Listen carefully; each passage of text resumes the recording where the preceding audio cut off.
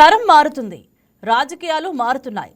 పాత తరం నాయకులు నేటి డిజిటల్ రాజకీయాలకు అలవాటు పడలేకపోతున్నారు. అందుకే తమ వారసులను రంగంలోకి దించేందుకు రెడీ అవుతున్నారు. ఇప్పటికే కొంతమంది తమ వారసులను ప్రజాక్షేత్రంలో దించగా మరికొంతమంది కీలక నేతలు కూడా తమ రాజకీయ వారసత్వాన్ని కొనసాగించేందుకు సిద్ధమయ్యారు. సాధారణంగా తల్లి తండ్రి తర్వాత కుమారులు రాజకీయ వారసులుగా చలామణి అవుతారు. కానీ ఉత్తరాంధ్రకు చెందిన ఓ సీనియర్ నేత మాత్రం తన కుమార్తెను రంగంలోకి దించేందుకు పక్కా ప్రణాళికతో ఉన్నట్లు సమాచారం.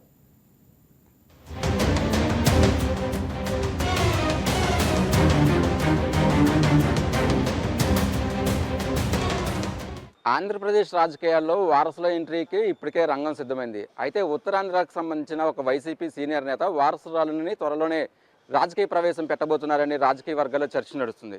ఇంతకీ ఆ సీనియర్ నేత ఎవరో తెలియాలంటే ఈ స్టోరీ చూడాల్సిందే. తెలుగునాట రాజకీయ నాయకుల వారసుల ఎంట్రీ సాధారణంగానే జరుగుతూనే ఉంటుంది. వయసు పైబడిన కీలక నేతలు తమ రాజకీయ వారసత్వాన్ని కొనసాగించేందుకు వారసులను బరిలోకి దించుతూ ఉంటారు.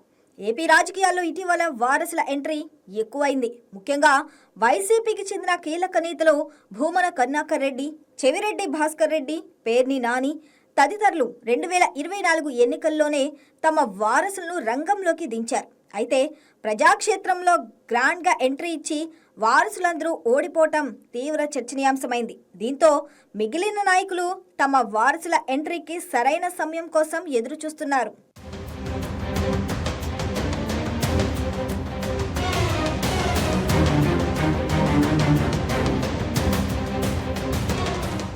ఒకప్పుడు ఉమ్మడి ఆంధ్రప్రదేశ్ రాజకీయాల్లో చక్రం తిప్పిన వ్యక్తి, ఉత్తరాంధ్ర సీనియర్ రాజకీయ నేత బొత్స సత్యనారాయణ అంటే తెలుగు రాష్ట్రాల్లో అందరికీ సుపరిచితమే. ఉమ్మడి ఏపీలో ప్రస్తుత విభజన ఆంధ్రప్రదేశ్లో కలిసి 5 సార్లు మంత్రిగా పనిచేసి రాష్ట్రంలో సీనియర్ రాజకీయ నాయకుల్లో ఒకరిగా నిలిచారు. బొబ్బిలి ఎంపీగా, ఆంధ్రప్రదేశ్ కాంగ్రెస్ కమిటీకి గతంలో ప్రెసిడెంట్గానూ పనిచేశారు. బొత్సతో పాటు ఆయన కుటుంబంలోనూ రాజకీయ పదవులు చేసిన వారు ఉన్నారు. ఆయన భార్య బొత్స ఝాన్సీ 2 సార్లు ఎంపీగా పనిచేశారు. సోదరుడు అప్పల నరసయ్య ఎమ్మెల్యేగా పనిచేశారు. మేనల్లుడు చిన్న శ్రీను రాజకీయ నేతగా ఉన్నారు. పార్టీ ఏదైనప్పటికీ రాజకీయ ప్రభావం చూపించడంలో బొత్స ముందుంటారు.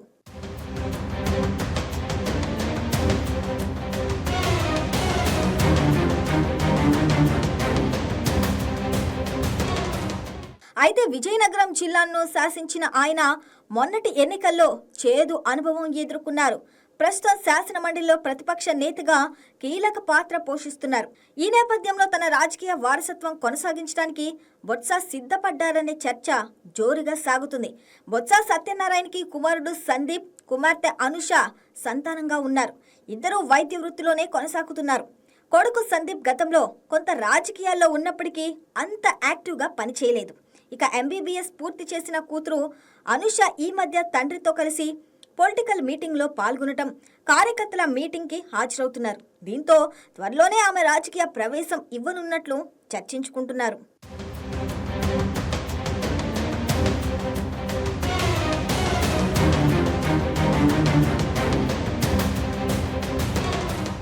బొత్స వారసురాలిగా కూతురు అనుషను తీసుకురావడంలో జగన్ రాజకీయ వ్యూహంతో వ్యవహరిస్తున్నట్లు సమాచారం. రాబోయే రోజుల్లో బొత్స సత్యనారాయణని రాజ్యసభకు పంపి ఆయన కుమార్తెకు చీపురుపల్లి నియోజకవర్గ బాధ్యతలు అప్పగిస్తే మళ్లీ వైసీపీకి బలం ఉంచుకునే అవకాశం ఉందని అంచనా వేస్తున్నారు. దానికంటే ముందుగా రాబోయే లోకల్ బాడీ ఎలక్షన్లో ఆమెను జెడ్పీటీసీగా పోటీ చేయించి వచ్చే అసెంబ్లీ ఎన్నికల నాటికి రాజకీయ నాయకురాలిగా ఎదిగేలా చూస్తున్నారని సమాచారం. మరి ఉత్తరాంధ్ర సీనియర్ నాయకుడిగా ఉన్న బొత్స సత్యనారాయణ కుటుంబం నుంచి వారసురాలు రాజకీయ రంగ ప్రవేశం చేస్తుందో లేదో తెలియాలంటే మరికొన్ని రోజులు ఆగాల్సిందే. బొత్స సత్యనారాయణ అంటేనే తెలుగు రాష్ట్రాల్లో తెలియని వ్యక్తి ఉండరు. అయితే ఆయన త్వరలోనే ఆయన రాజకీయ వారసురాలుగా కూతురిని ప్రకటించబోతున్నట్టు సమాచారం. దానికి సంబంధించి ఏర్పాట్లు ఇప్పటికే పూర్తయినట్టుగా కూడా ప్రచారం జరుగుతుంది. మరి బొత్స సత్యనారాయణ ఎలాంటి నిర్ణయం తీసుకుంటారో తెలియాలంటే మరికొన్ని రోజులు ఆగాల్సిందే. ఇది వైకే టీవీ అందిస్తున్న స్పెషల్ స్టోరీ. వీడియో జర్నలిస్ట్ పవన్తో రాజేష్, వైకే టీవీ, అమరావతి నుంచి.